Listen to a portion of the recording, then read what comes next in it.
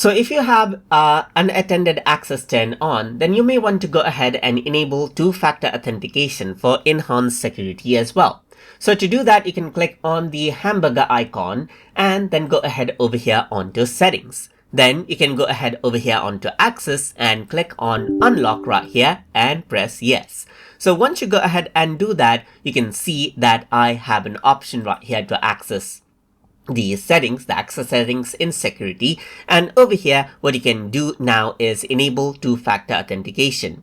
So by using, let's say for example, free OTP or Google Authenticator in Android, you can go ahead and then scan the QR code that you see right here.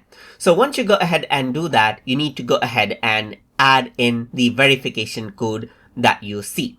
So which keeps on refreshing. In my case, I already got mine, so I'm just going to type in the verification code right here, just like this. And here you can see that enable authentication is an option.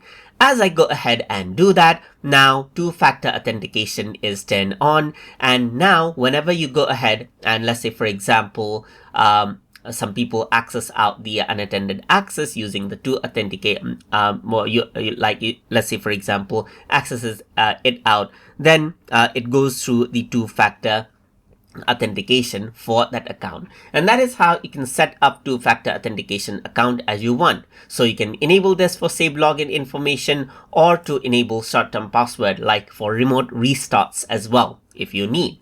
So hope you guys learned something as always.